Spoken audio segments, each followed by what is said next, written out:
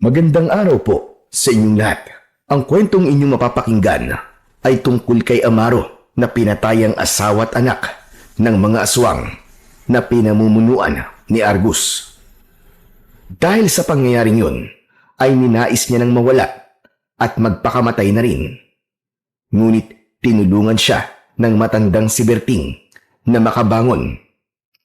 Sinabi ni Berting kay Amaro ang isang mahiwagang sandata na matatagpuan sa isang patay na bulkan na kung tawagin ay nagbabagang latigo ni Judas. Nagkaroon si Amaro ng pagnanais na makuha ang naturang sandata upang ipaghiganti ang kanyang mag-ina. Magtatagumpay kaya si Amaro na makuha ang nagbabagang latigo ni Judas? At anong katotohanan ang gigimbal sa kanya sa dahilan ni Argus kung bakit nito pinatay ang kanyang mag-ina?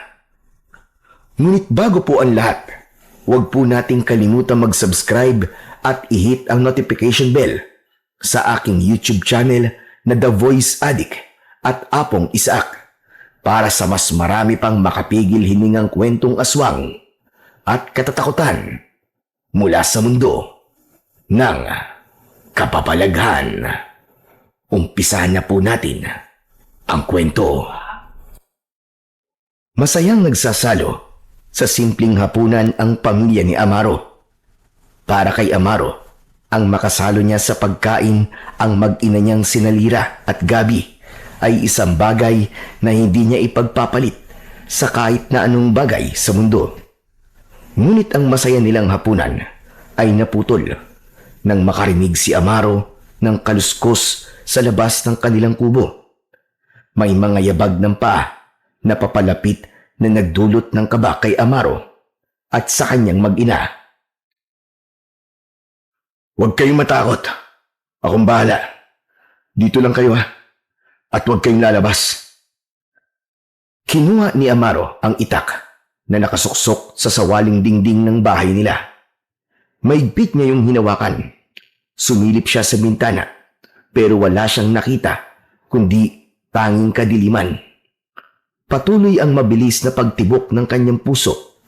Kahit wala siyang nakitang kahina-hinala sa labas, naramdaman niya na napakaraming mata ang nakatingin sa kanilang tahanan. Nagulat sina Amaro nang biglang nagiba ang pinto ng kanilang bahay at pumasok ang dalawang aswang na nanlilisik ang mga mata. Sumigaw sina Lira at Gabi. Magkayakap na nagtungo ang dalawa sa isang sulok, habang si Amaro naman ay iniharang ang sarili sa kanyang mag-ina. "Umalis kayo rito! Hindi ako natatakot sa inyo! Hindi ba kayo napapagod na sundan kami? Mga hayop kayo!" Nanatili ang dalawang aswang sa harapan ni Amaro. Matutulis ang kuko ng mga yun at may mga ngipin na kayang-kayang pumunit ng laman. Nanlaki ang mga mata ni Amaro nang pumasok ang isa pang aswang. Mas malaki yun at matangkad. May mga nakasabit na sinaunang kwintas sa leeg nito. Tumiim ang bagang niya pagkakita sa bagong dating na aswang. Ang aswang na yun ay si Argus na pinuno ng isang grupo ng aswang na matagal nang sinusundan ang pamilya ni Amaro sa dahilan na hindi nila alam. Nagpalipat-lipat sina Amaro ng lugar kapag nalalaman ni Argus kung saan sila nagtatago. Sa wakas, natagpuan kong muli kung nasaan kayo nagluluga. Akala mo ba, Amaro, ay habang buhay niyo kung matatakasan?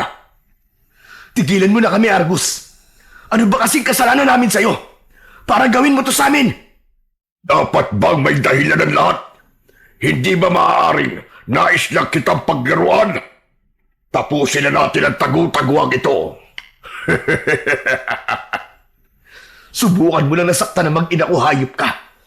At papatayin ko kayong lahat. Huwag niyo akong susubukan. Biglang umatake ang dalawang aswang kay Amaro. Sinubukan niyang lumaban gamit ang itak. Nagawa niyang masugatan ng isang aswang sa braso nito, pero mas lalo yung naulol sa galit. Nasunggaban ng isang aswang ang braso niya. Kinagat nito yun at dahil sa labis na sakit ay nabitiwan niya ang hawak niyang itak. Hinawakan ng isa pang aswang ang kabila niyang braso. Nagpumiglas siya, ngunit wala siyang laban sa dalawang aswang. Iniharap si Amaro ng mga aswang. Sa pinuno si Argus. Unti-unting nadurog ang puso ni Amaro sa malakas na pag-iyak ng kanyang mag-ina. Pagod na ako sa pagtatago niyo, Amaro. Ilang taon na rin natin itong ginagawa. At sisiguraduhin ko na ngayong gabi ay matatapos na ang pagtakas niyo sa akin. Ano ba kasing kasalanan namin sa iyo? Sabihin mo! Anong kasalanan namin? Hindi pa ito ang panahon para malaman mo ang sagot sa mga tanong mo. Marahang lumapit si Argus sa mag-ina ni Amaro. Mas lalong nagwala si Amaro, pero hindi pa rin niya magawang makawala sa pagkakakapit sa kanya ng dalawang aswang. Wag! Wag ang pamilya ko, Argus! Ako na lang ang patayin mo! Parang awa mo na! Wag sila! Ngunit hindi pinakinggan ni Argus si Amaro. Hinila nito sa braso ang asawa ni Amaro at sa isang kisap mata ay sinakmal nito yun sa leeg. Halos mapatid ang mga ugat sa leeg ni Amaro sa lakas ng kanyang pagsigaw. Kitang-kita niya kung paano winasak ni Argus ang leeg ni Lira at ang unti-unting pagtakas ng buhay sa mga mata ng kanyang asawa. Hayop ka! Hayop ka, Argus! Papatayin kita! Papatayin kita!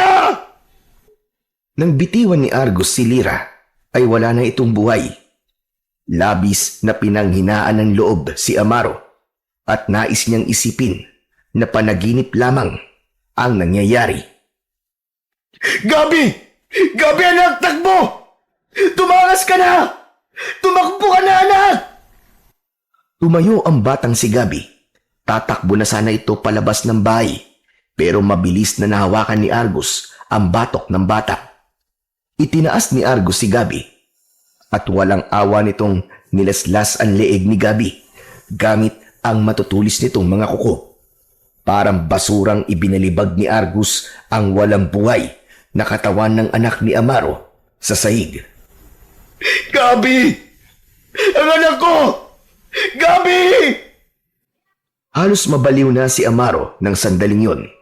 Hindi siya makapaniwala na sa gabing yun ay namatay ang kanyang mag-ina at nangyari yun sa mismong harapan niya.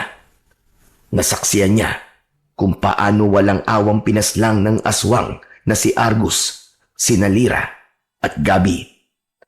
Nangihinang napaluhod si Amaro habang hawak pa rin ng dalawang aswang ang kanyang magkabilaang braso. Napayuko siya habang humahagulgol ng mahina. Tumayo si Argus sa harapan mismo ni Amaro. Marahang tumingala si Amaro. Kahit konting awa o pagsisisi, ay wala siyang nabanaag sa muka ng hayop na aswang. Anong pakiramdam na wala na ang minamahal mong mag-ina? Ano pang hinihintay mo, hayop ka? Pinatay mo na ang pamilya ko. Kaya patayin mo na rin ako. Huwag mo nang patagalin ang pagdurusa ko. Patayin mo na ako! Patayin mo na ako, Argus! Huwag kang mag-alala dahil yan ang susunod kong gagawin. Napasinghap si Amaro nang bumaon ang matutulis na kuko ni Argus sa kanyang tiyan. Sinundan yun ni Argus ng napakalakas na suntok na tumama sa muka ni Amaro. Agad na nagdilim ang paningin ni Amaro at walang malay siyang bumagsak sa sahig. Maliwanag na nang magising si Amaro. Gumapang siya papalapit sa bangkay ng kanyang mag-ina. Pinilit niyang yakapin ang dalawa habang umiiyak. Sa kabila ng katotohanan na wala ang dalawa ay binuhat pa rin niya ang mga yon upang ilabas. Inihiga niya ang dalawa sa lupa habang naaawang tinignan siya ng kanilang mga kapitbahay. Tulungan niyo kami! Dali natin sa ospital ang asawa at anak ko! Parang awa niyo na! Tulungan niyo kami! Kahit isa sa mga taong naroon ay walang nagtangkang tulungan si Amaro. Pinanood lang ng mga yon ang pagtangis at pagmamakaawa niya. Muling niyakap ni Amaro sina Lira at Gabi habang patuloy siya sa pag-iyak. Pakiramdam niya ay mababaliw na siya ng sandaling yon. Mag-isang inilibing ni Amaro ang kanyang mag-ina sa likod ng kanilang bahay. Maghapon siyang nagukay at pinagtabi niya sina Lira at Gabi sa libingan. Nais niya na kahit sa hukay ay magkasama pa rin ang dalawa. Nalaman din ni Amaro na kagabi ay may mga taong nakarinig ng ingay sa bahay nila, pero kahit isa ay walang naglakas na loob na tulungan sila. Masakit yun para sa kanya dahil naging mabuting kapitbahay sila sa mga tao sa baryong yun. Nag-aagaw na ang liwanag at dilim nang matapos si Amaro sa paglilibing kina Lira at Gabi.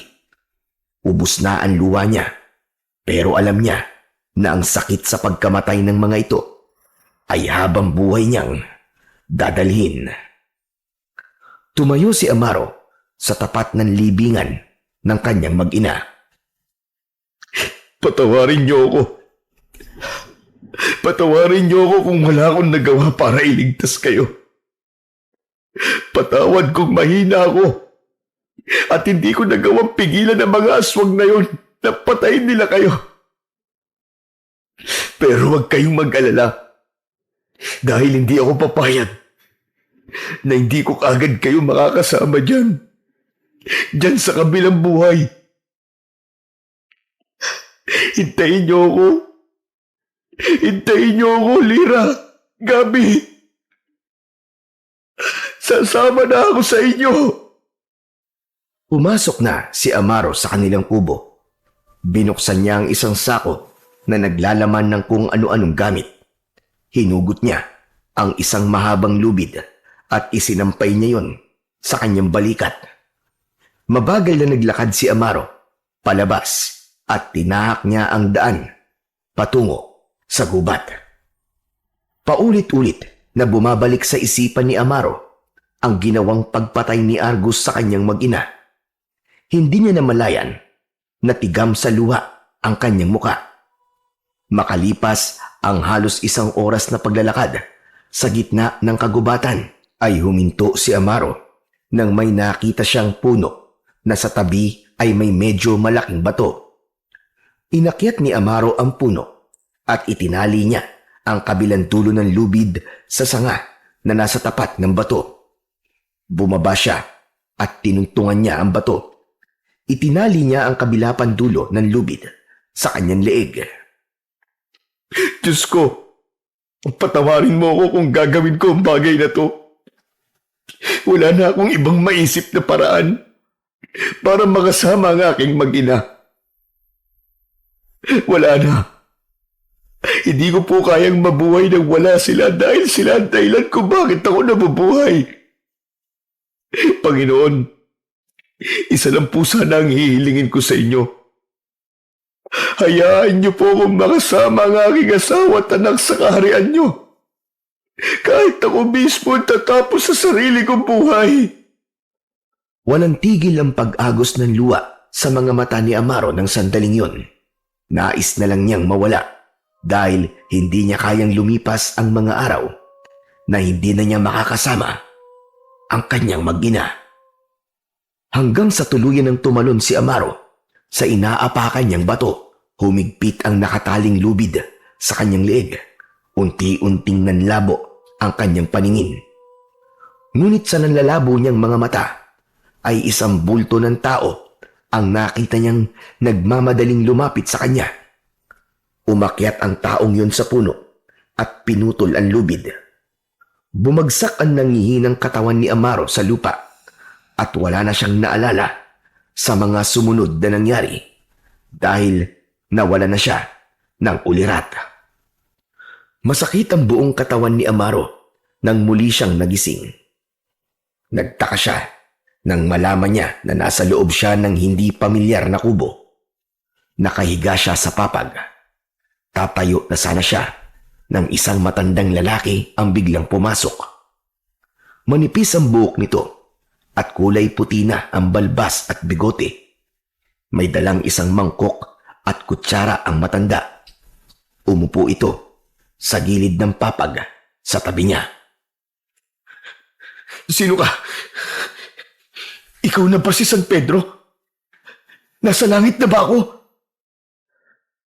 Talagang inisip mo pa nga mapunta sa langit matapos ng ginawa mo. Teka, kung ganun, hindi pa ako patay?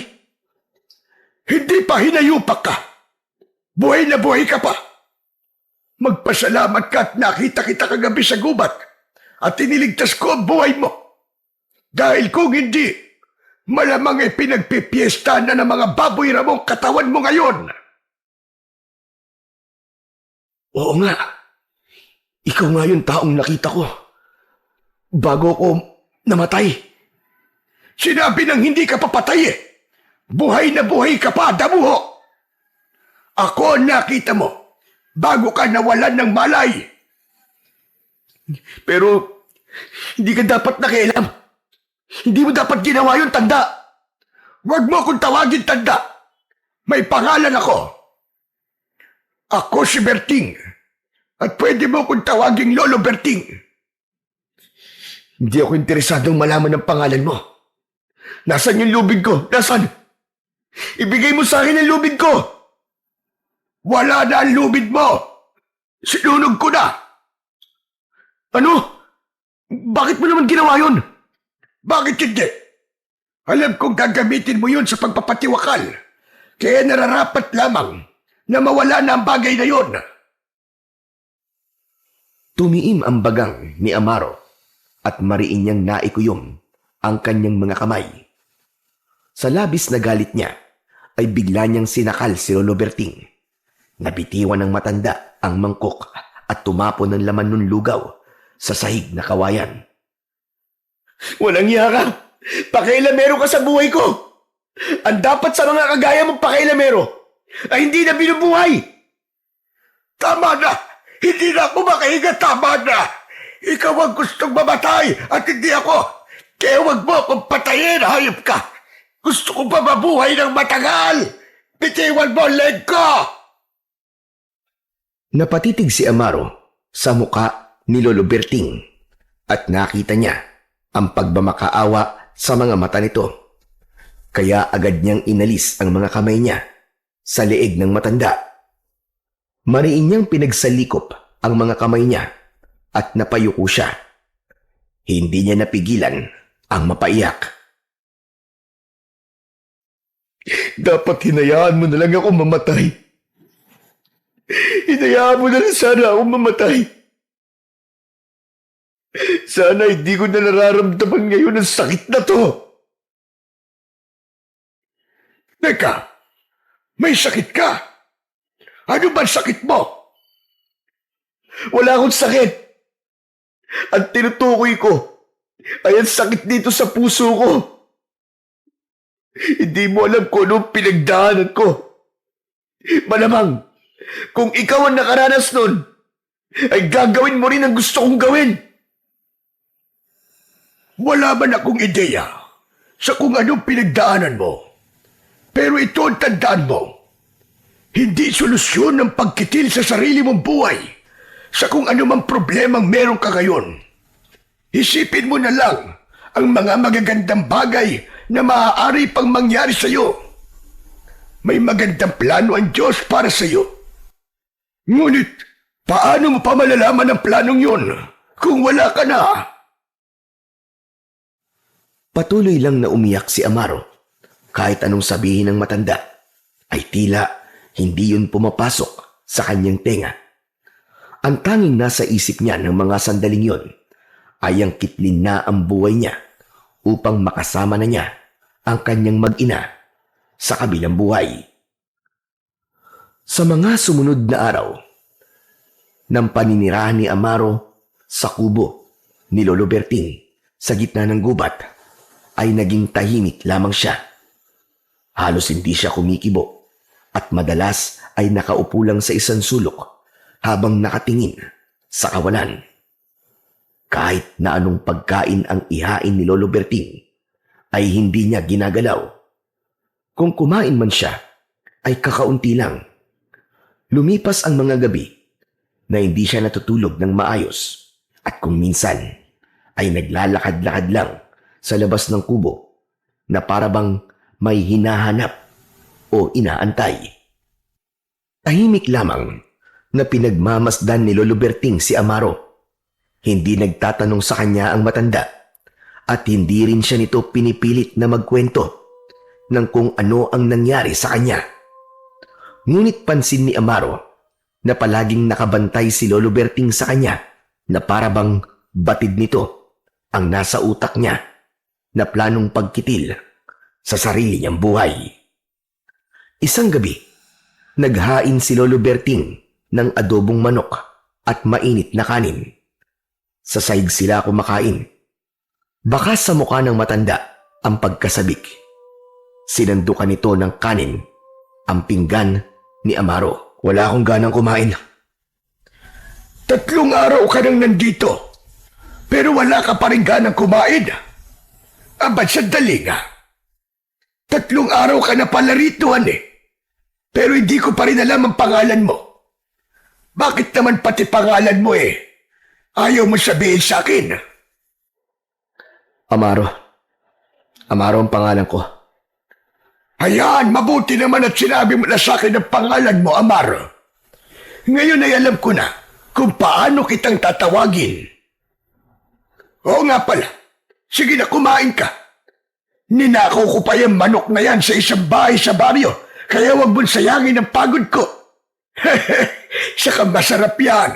Sigurado kong magugustuhan mo ang luto ko na galing sa nakaw. Hindi pa rin kumibo si Amaro sa pagbibiro na yon ni Lolo Berting. Pero hindi sumuko ang matanda. Nilagyan nito ng ulam ang pinggan niya. Kumain ka at baka magkasakit ka sa ginagawa mo. Basta, kapag handa ka ng magkwento, ay nandito lang ako. Handa akong makinig sa kung ano mang dahilan ng iyong kalungkutan. Hindi pa rin nagsalita si Amaro, pero pinagbigyan niya si Lolo Berting ng gabing yon. Kahit wala pa rin siyang ganang kumain, ay pilit pa rin siyang sumubo. Sa kabila ng malinamnam na adobong manok, ay halos hindi yun malasahan ni Amaro. Para sa kanya, kailanman, ay hindi siya masasanay na kumain na hindi kasalo ang kanyang mag-ina. Nang gabing yon, ay isang masamang panaginip ang dumalaw kay Amaro. Sa kanyang panaginip ay nakita niya kung paano walang awang pinatay ng aswang na si Argus ang kanyang mag-ina. Napasigaw si Amaro nang magising siya mula sa masamang panaginip na yon. Pinagpapawisan siya ng malamig habang habol ang sariling paghinga. Bigla siyang napahagulgol ng iyak. Nagising naman si Lolo Berting at hinawakan nito ang isang kamay ni Amaro. Amaro, iyo! Anong nangyari? Bakit ka sumigaw? Nanaginip ka ba ng hindi maganda? Ayoko nang mabuhay, Lolo Berting. Hindi ko kaya mabuhay tapos habang buhay ko maalala ang pangyayaring yun. Pakiramdam ko ay pinaparusahan ako ng Diyos. Ayoko na. Gusto ko na mamatay. Gusto ko na mamatay. Ano ka ba naman, Amaro? Huwag mo sabihin yan. Tumayo si Amaro at agad siyang nagtungo sa lagayan ng mga gamit sa kusina. Sinundan siya ni Lolo Berting at nang makita nito na kukunin niya ang kutsilyo, ay mabilis siya nitong pinigilan. Malakas na itinulak ni Amaro ang matanda kaya napaupo ito sa sahig. Itinapat ni Amaro ang kutsilyo sa kanyang leeg, pero bago pa niya yon maitarak sa kanyang sarili, ay mabilis na nakatayo si Lolo Berting. Pipigilan sana siya ni Lolo Berting, pero hindi sinasadyang naiwas-iwas ni Amaro ang kutsilyo. Aksidenteng nasugatan sa braso ang matanda. Tila natauhan naman si Amaro sa nangyari. Binitiwan niya ang kutsilyo at nilapitan si Lolo Berting. Lolo! Lolo Berting, hindi ko po sinasadya! Pasensya na po, hindi ko sinasadya! Ayan! Nakita mo na ang ginawa mo! Sinugatan mo pa ako! Lolo Berting, patawarin niyo po ako. Hindi ko po talaga sinasadya. Patawarin niyo po ako. Amaro, kung ano man yung dahilan kung bakit gusto mong mawala na, ay baka pwedeng sabihin mo na sa akin. Sa tingin ko, ay mas makabubuti na mailabas mo yan sa pamamagitan ng pagkikwento. Hindi mo maaaring kimkimin yan dahil habang tumatagal ay pabigat ng pabigat yan sa dibdib mo. Handa kong makinig. Ituring mo ako na totoo mong lolo. Walang imik na bumalik si Amaro sa pagkakahiga. Nang humiga si Lolo Berting sa tabi niya, ay tumalikod siya rito dahil hindi pa siya handang magkwento ng kung ano ang kanyang pinagdaanan. Isang linggo na ang lumipas simula nang manirahan si Amaro sa kubo ni Lolo Berting. Nakita niya roon ang isang simpleng pamumuhay ng matanda sa gitna ng gubat. Meron itong sariling balon na pinagkukunan nito ng tubig. May mga tanim itong gulay sa paligid. Minsan ay nangangaso ito para makakain sila ng karne. Isang hapon, mag-isang nakaupo si Amaro sa labas ng kubo habang nakatingin sa papalubog na araw. Biglang tumabi si Lolo Berting sa kanya. Tatayo na sana si Amaro nang biglang nagsalita ang matanda. Alam mo, gustong-gusto ko talagang pagmasdan ng paglubog ng araw. Yan kasi ang nagpapaalala sa akin na kahit lumubog tayo o malugmok, ay pilit sisikat o babangon pa rin tayo sa isang panibagong bukas. Maaaring nasa sitwasyon ka na iniisip mo na hindi ka na makakabangon. Pero nagkakamali ka, Amaro. Lahat ng sakit at hirap na nararanasan ng isang tao ay may kapalit na sarap at ginhawa pagdating ng tamang panahon. Nanatiling tikom ang bibig ni Amaro. Alam mo ba, nagaya mo binalak ko na rin noon na kitlin ang sarili kong buhay. Talaga po? Totoo, maniwala ka. Siguro sa tingin ko kasing edad mo rin ako noon nung maisipan kong gawin yon. Bakit niyo po ginusto magpatiwakal noon? Namatay kasi sa panganganak ang aking asawa. Makalipas ang isang buwan, sumunod naman ang bunso kong anak. Napakabata pa niya nang mawala siya. Sanggol pa lamang siya. Tapos nasunog yung bahay namin at hindi nakalabas ang dalawa ko pang mga anak. Namatay din sila. Nang panahon na yon, literal akong nawala sa aking sarili. Muntik na akong uminom ng lason. Pero may isang tao na pumigil sa akin para gawin yon. At sinabi niya sa akin na hindi pa katapusan ng mundo kahit iniwan ako ng aking buong pamilya. Sinabi niya na marami pang pwedeng mangyari sa aking buhay. Kaya po ba pinigilan niyo ako nung nakita niyo ako sa gubat? Tama ka. Nakita ko kasi ang sarili ko sa iyo, Amaro. Sandaling tumahimik si Amaro. Naisip niya na oras na para sabihin niya kay Lolo Berting ang pinagdaanan niya. Binuksan ng matanda ang buhay nito sa kanya, kaya dapat ay ganun din siya.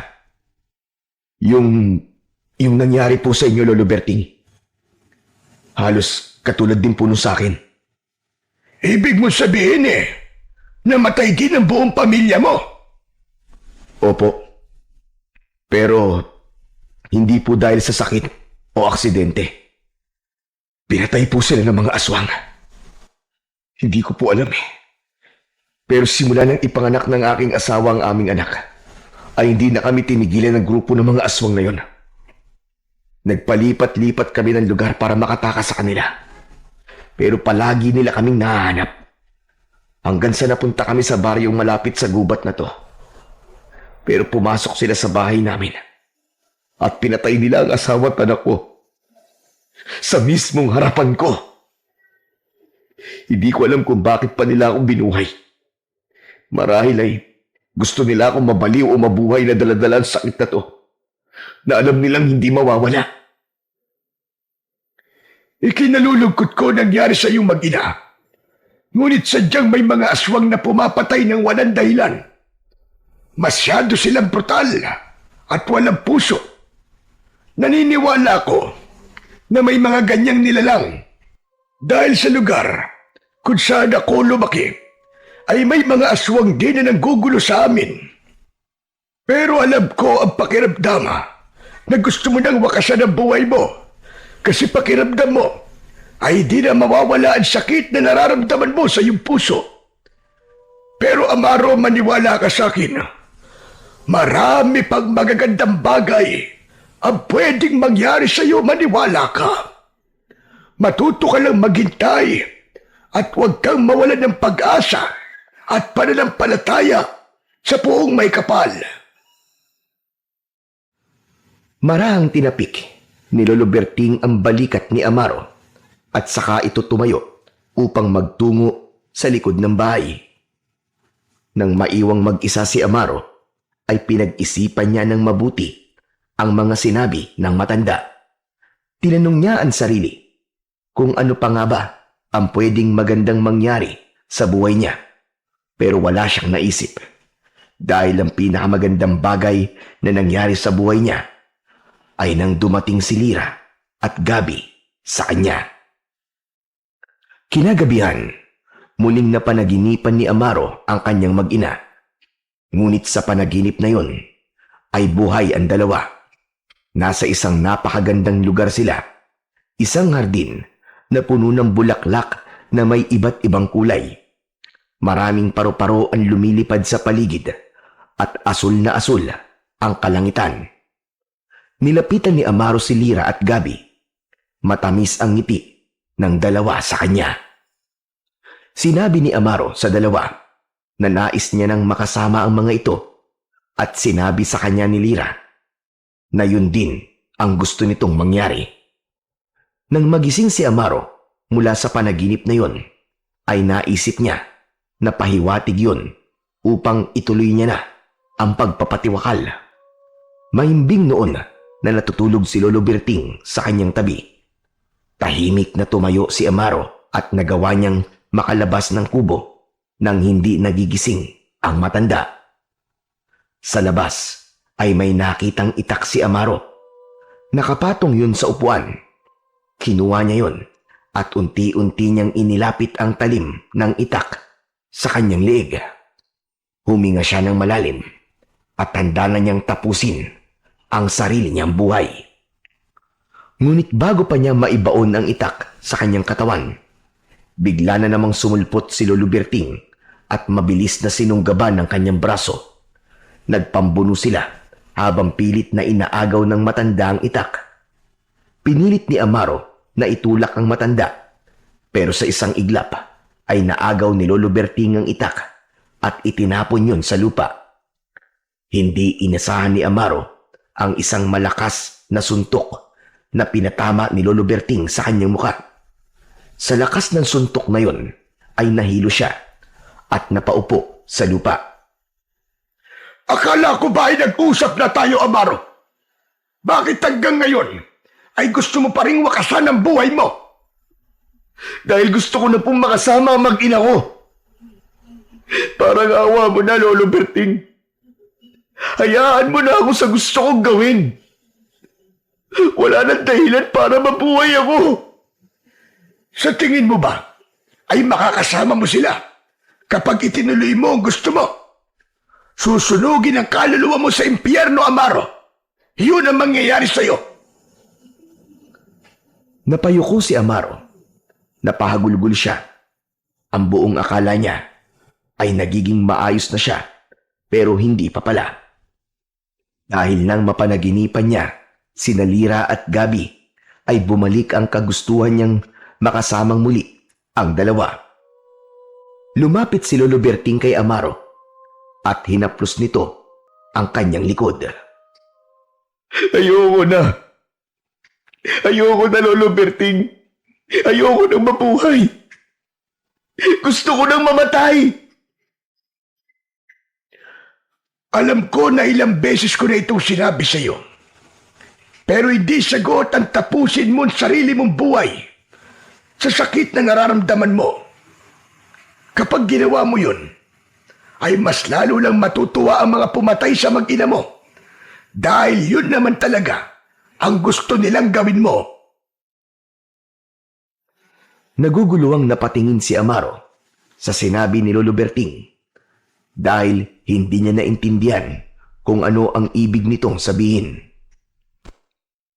Iisa lang ang paraan para mawala ang sakit na nararamdaman mo. At yun ay ang iparamdam mo sa mga aswang na yun, ang ginawa nila sa asawa at anak mo. Ano po ang ibig niyo sabihin? Hindi ko po kayo maintindihan. Magpalakas ka, Amaro. Gumanti ka sa mga aswang na yun. Ipaghiganti mo ang asawa at anak mo.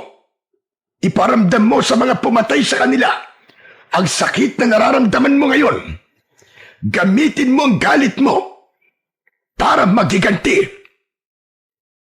Pero, masama po ang gumanti, di ba? Bakit? Hindi mo masama rin na magpatiwakal? Pambihira kang tao ka. Gusto mong kitlin ang sarili mong buhay, pero ang gumanti ay hindi mo kayang gawin. Amaro, isipin mo ang sasabihin ko. Kapag nagpatiwakal ka, yung mga aswang na pumatay sa mag-ina mo, ay marami pang pwedeng siraing buhay gaya ng ginawa nila sa buhay mo. Ngunit kung maghihiganti ka, kung papatayin mo rin sila, ay matatapos na ang kasamaan nila. Wala ng pamilya ang masisira nang dahil sa walang dahilan nilang pagpatay. Sandaling hindi nakapagsalita si Amaro. Nanginig ang buong katawan niya nang bumalik sa alaala niya ang gabing pinatay ni Argus ang kanyang asawa at anak. Narinig niya ang pag-iyak at pagsigaw ng mga ito. Maya-maya pa ay maraang tumayo si Amaro at tumingin siya sa malayo habang may nag-aapoy na galit sa kanyang mga mata. Tama ka. Tama ka, Lolo Berting. Hindi ko dapat kitlin ang sarili kong buhay. Ang dapat sa mga aswang na yun ay magbayad sa ginawa nila sa aking pamilya. Hindi ko dapat hayaan na may mabiktima pa sila. Sisiguraduhin kong ako magiging bangungot nila. Papatayin ko silang lahat. Yan! Ganyan nga, Amaro. Maging matatag at matapang ka. Gamitin mo lungkot at galit na meron ka ngayon para ipaghiganti ang iyong mag-ina. Pero, Lolo Berting, paano ko maghihiganti? Wala naman akong alam sa pakikipaglaban sa mga aswang. Lalo na't alam ko na hindi basta-bastang aswang si Argus. Malakas siya at may mga alagad siyang aswang na handang sundin ang mga utos niya. Halika sa loob. Doon natin pag-usapan ang bagay na yan. Naunang pumasok si Lolo Berting sa kubo nito. Nang sumunod si Amaro, ay sinisindihan ng matanda ang gasera. Bumaha ang malamlam na liwanag sa buong kubo. Magkaharap silang naupo sa sahig. Maya-maya pa ay tumayo si Lolo Berting. May kinuha itong papel na nakatago sa nakasalansan nitong mga damit sa isang sulok. Inilatag ng matanda ang papel sa harapan ni Amaro at nalaman niya na isa yung mapa. Lolo Berting, para saan po ang mapang yan? Ang mapa na ito ay ibinigay pa sa akin ng lolo ko.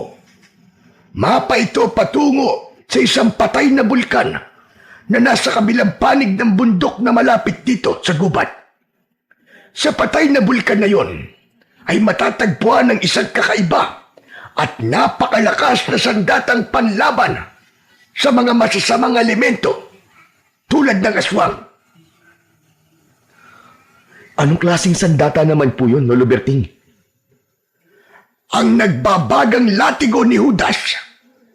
Ayon sa paniniwala ng nakakaalam sa latigong yon, ay isa raw itong sandata na lumitaw matapos si pagkanulo ni Judas si Jesus, kapalit ng 30 pilak. Marami ang hindi nakakaalam. Pero ayon sa mga lihim na salin ng ilang tekstong galing pa sa mga unang disipulo, hindi raw basta nagpakamatay si Judas. Matapos siyang lamunin ng konsensya, ay sinumpa raw ang kanyang kaluluwa at naging bahagi ng apoy ng impyerno.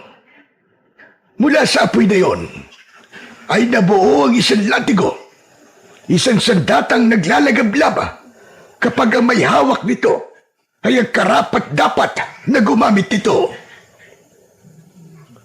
Pambihira. Ngayon ko lang po narinig ang kwentong yan Pero ano po ang kayang gawin ng latigong yon? Ang nagbabagang latigo ni Judas ay kayang sunugin hindi lang ang katawan, kundi pati kaluluwa ng mga nilalang ng kadiliman.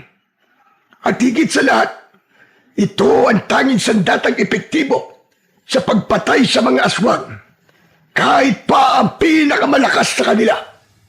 Kaya kung ang nais mo ay wakasan ang kasamaan, yun ang sandatang dapat mong hawakan.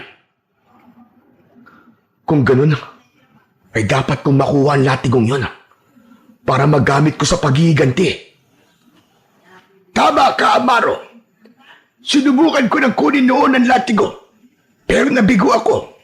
Ibig sabihin, hindi ako ang karapat-dapat. Kaya gusto kong subukan mong kunin ang sandatang yon. Naniniwala ako na makukuha mo yon dahil malinis at mabuti ang iyong puso. Sandaling nag-isip si Amaro. Alam niya sa sarili niya na kung haharapin niya si Argus at ang mga alagad nitong aswang, ay wala siyang magiging laban.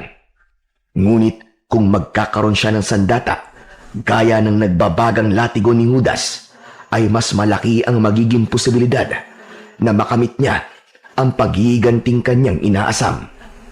Kaya naman, ng sandaling yon, ay mabilis na nagdesisyon na si Amaro. Amaro, ano na ang desisyon mo? Lolo Berting, pumapayag po ko. Kukunin ko po ang latigong yun upang gamiting sandata laban sa mga aswang na pumatay sa aking mag-ina. Ipapatikim ko po sa kanila ang galit at puot na meron ako ngayon upang kahit hanggang sa impyerno ay pagsisihan nila ang ginawa nila sa amin. Pero Lolo Berting, sasamahan niyo naman po ako sa patay na bulkan na tinutukoy niyo, hindi ba? Ikinalulungkot ko. Pero hindi na kita masasamahan doon, Amaro. Masyado na ako matanda para sa ganyang uri ng paglalakbay. Ang tanging maitutulong ko lamang sa iyo ay ang ibigay sa iyo ang mapang yan na magdadala sa iyo patungo sa patay na bulkan na kinaroroonan ng nangbabagang latigo ni Judas. Naiintindihan ko po, Lolo Berting. Siguro naman po kaya ko ang paglalakbay papunta sa lugar na yon. Dapat mong kayanin para sa ikatatagumpay ng iyong pag-iiganti. Pero tandaan mo, Amaro, kapag nasa bunganga ka na ng patay na bulkan, ay kailangan mong alayan ito ng sarili mong dugo. Patakan mo ng dugo mo ang bunganga ng bulkan. At kung ikaw ang karapat-dapat, ay lilitawan nagbabagan latigo ni Judas. Pinapaniwalaan din na may pulang dragon itong bantay. Kaya kailangan mong patunayan sa kanya na ikaw ang nararapat na magmay-ari ng latigong yun. Isang tango na puno ng kumpiyansa ang isinagot ni Amaro sa matanda. Napuno ng determinasyon ng puso niya na makuha ang nagbabagang latigo ni Judas. Naisip niya na ang sandatang yun ang magiging daan upang magtagumpay siya na bigyan ng hustisya ang pagkamatay ng kanyang asawa at anak. Hindi na nagsayang pa ng araw si Amaro at nagdesisyon siyang magtungo na kagad sa patay na bulkan. Pinag-aralan niya ang mapa na ibinigay ni Lolo Berting. Pinalakas din niya ang kanyang katawan sa pamamagitan ng pagkain ng tama at pag-eehersisyo sa araw-araw. Hanggang sa dumating na ang araw na alam ni Amaro sa sarili na handa na siyang kunin ang nagbabagang latigo ni Judas. Ipinaghanda siya ni Lolo Berting ng mga dapat niyang dalhin, gaya ng tinapay, tubig at patalim. Inilagay yun ng matanda sa isang lumang bag. Habang unti-unting sumisikat ang araw sa silangan, ay lumabas ng kubo si Amaro kasama si Lolo Berting. Tandaan mo, Amaro, kung sakali na ikaw ang karapat-dapat, ay di pa rin magiging madali para sa'yo na kunin ang latigo. Kaya mag-iingat ka. Tatagan mo ang isip mo, hindi lang ang iyong katawan. Tatandaan ko po lahat ng sinabi niyo sa akin, Lolo Berting. Hindi ko po kayo bibiguin. Uuwi po ko rito. Nadalan sa datang yun ang nagbabagang latigo ni Judas. Malaki ang paniniwala ko na magtatagumpay ka, iyo. Huwag kang mag-alala dahil ipagdadasal kita. Pasensya ka na dahil yun lamang ang aking magagawa. Malaking bagay na po yun para sa akin, Lolo Berting. Gusto ko rin po magpasalamat sa inyo dahil kayo po ang dahilan kung bakit buhay pa ako hanggang ngayon. Salamat po dahil hindi niyo ako sinukuan kahit ako mismo ay nais ng sumuko. Gaya ng sinabi ko, ay nakita ko ang sarili ko sa iyo. At gusto kong ipaunawa sa iyo na sa kabila ng hindi magagandang nangyayari sa atin, ay napakasarap pa rin mabuhay sa mundong ito. Naniniwala rin ako na may dahilan kung bakit tayo pinagtagpo. At ito na nga ang dahilan na yun. Sige na, lumakad ka na. Hangad ko ang tagumpay mo, Amaro. Maraming salamat po ulit, Lolo Berting. Sige ho, lalakad na po ko. Mag-iingat ka, Amaro. Matapos yun, ay nagsimula ng maglakad si Amaro papalayo kay Lolo Berting. Muli niyang nilingon ng matandang lalaki at kumaway siya rito.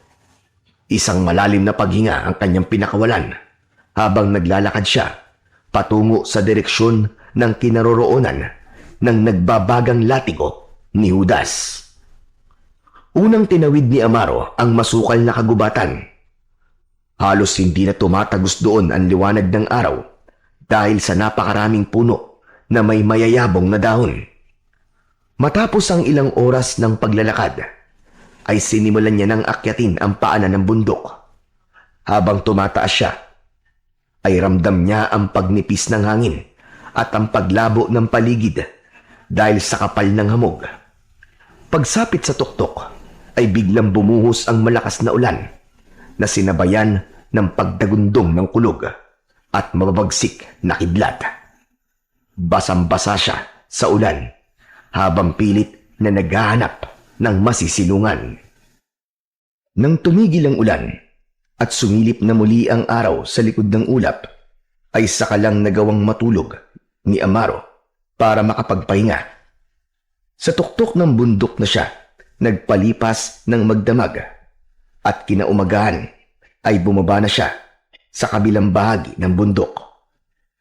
Mabato at madulas ang daan, ngunit sinikap niyang hindi madulas o matisod.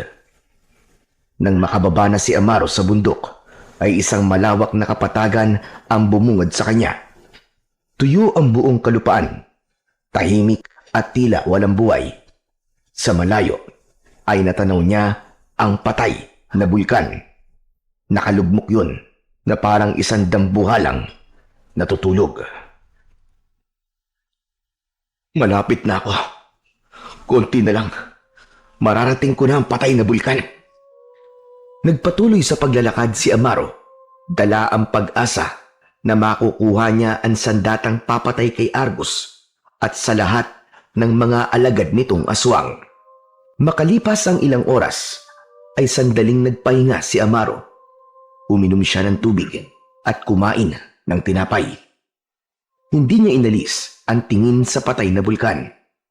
Hindi siya nagtagal sa pamamahinga at muli siyang nagpatuloy sa paglalakad hanggang sa marating na niya ang paanan ng bulkan. Tumingala siya sa tuktok ng bulkan at napagtanto niya na hindi yun ganun kataas. Nakikiusap ako sa iyo, tagapagbantay ng latigo ni Judas. Ipagkaloob mo sa akin ang sandatang kailangan ko. Sana ay ako ang karapat-dapat na hinihintay mo. Nagsimulang akyatin ni Amaro ang bulkan pagkasabi niya nun. Ngunit nang nasa kalahati na siya, ay napahinto siya nang maramdaman niyang umuuga ang lupa. Nanlaki ang mga mata ni Amaro nang makita niya ang mga naglalakihang bato na gumugulong pababa mula sa itaas ng bulkan. Naiwasan niya ang ilang malalaking bato, ngunit nawalan siya ng balanse at nagpagulong-gulong siya pabalik sa ibaba. Malakas na humampas ang ulo niya sa isang bato at agad na nagdilim ang kanyang paningin. Sa muling pagbabalik ng ulirat ni Amaro, ay sumalubong sa kanya ang madilim na kalangitan. Impit siyang umungol nang maramdaman niya ang kirot ng sugat sa likod ng kanyang ulo. Kahit masakit ang buong katawan, ay tumayo pa rin si Amaro. Kinuha niya ang patalim sa bag at tumingin sa tuktok ng bulkan. Hindi ako pwedeng sumuko. Nangako ko kay Lolo Berting na uuwi ako dala ng babagang latigo ni Judas. Isa pa, kailangan ko magtagumpay para sa aking asawa at anak. Hindi nagtagal ay matagumpay nang narating ni Amaro ang gilid ng bunganga ng patay na bulkan. Sa gitna ay nakita niya ang isang napakalaki at malalim na hukay. Ang mga bato sa paligid ay kulay abo at itim na tila isang patunay na maraming beses nang sumabog ang bulkan na yun noon. May kakaibang amoy ang hangin, parang asupre na bahagyang nagpahirap sa paghinga ni Amaro. Maigpit na hinawakan ni Amaro ang patalim. Humakbang siya papunta sa mismong tabi ng butas sa gitna at walang pag-aalinlangan na sinugatan niya ang kanyang kaliwang braso gamit ang patalim. Tiniis niya ang sakit at tapdi noon at itinapat niya ang dumudugo niyang braso sa mismong butas ng patay na bulkan. Matapos na ilang beses na mapatakan ni Amaro ng dugo niya ang bunganga ng bulkan, ay biglang yumanig ng malakas ang lupa. Isang napakalakas na tunog na parang kulog ang dumagundong at ang dating malamig na hangin ay naging mainit na tila apoy. Mula sa gitna ng hukay ay lumabas ang matinding liwanag at usok na sinundan ng pagsambulat ng apoy na tila may sariling buhay. Isang napakalaking nilalang ang unti-unting umahon mula sa kailaliman ng bulkan. Isa yung pulang dragon na nababalot ng apoy mula sa ulo hanggang sa buntot.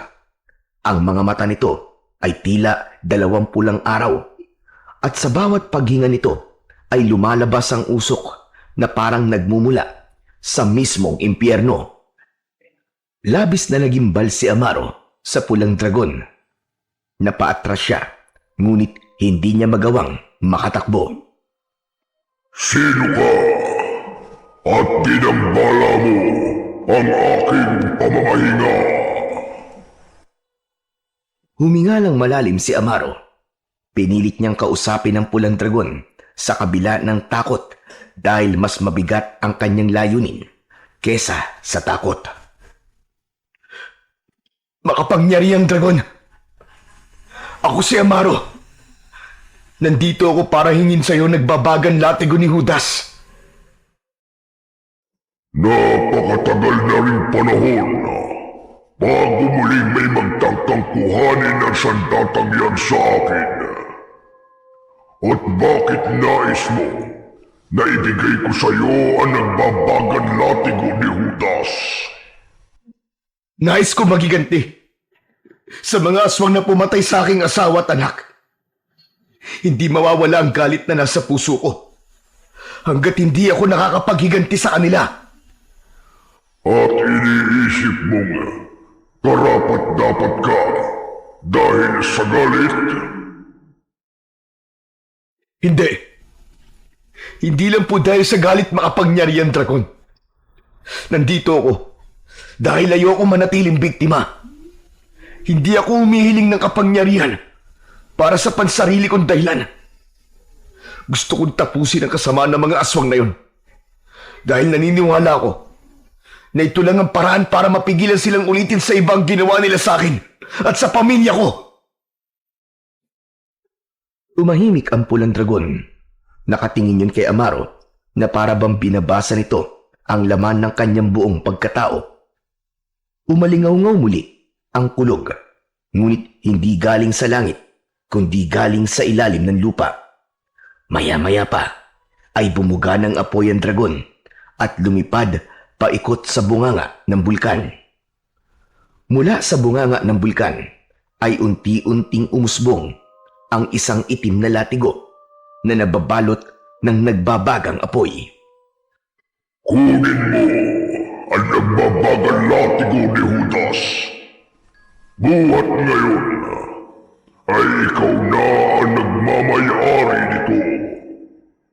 Hindi mo na kailangang patunayan ang iyong sarili sapagkat nakaguhit na noon pa man sa iyong palad na ito ay mapasayo. Lumapit si Amaro at dahan-dahang kinuha ang latigo.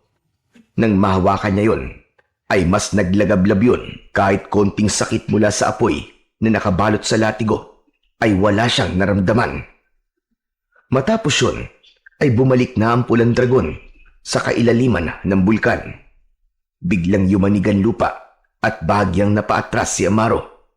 Nagsimula siyang tumakbo pababa ng bulkan habang hawak ang latigo. Mabilis ang hakbang niya dahil naramdaman niyang sasabog ang bulkan hanggang sa naglabas na ng usok at abo ang bulkan. Nang nasa baba na si Amaro, ay doon na tuluyang sumabog ang bulkan. Nagpalabas yun ng naglalakiyang nagbabagang mga bato. Patuloy lang siya sa pagtakbo hanggang sa tuluyan na siyang makalayo sa bulkan. Hindi makapaniwala si Amaro na nagtagumpay siyang kunin ang nagbabagang latigo ni Judas. Agad niyang naramdaman ang koneksyon niya sa mahiwagang latigo. Natuklasan niya na kaya niya yung utusan na paglahuin ang nakabalot doong apoy upang magmistula yung normal na latigo. At kapag malakas niya yung inihahampas sa lupa, ay muli yung magbabaga at babalutin ng apoy. Hindi na huminto si Amaro sa paglalakbay pabalik sa bahay ni Lolo Berting dahil nais niya nang ipaalam sa matanda ang magandang balita na kailangan nitong malaman. Hanggang sa wakas ay natanaw na ni Amaro ang kubo ni Lolo Berting. Umaga na nang makarating siya roon.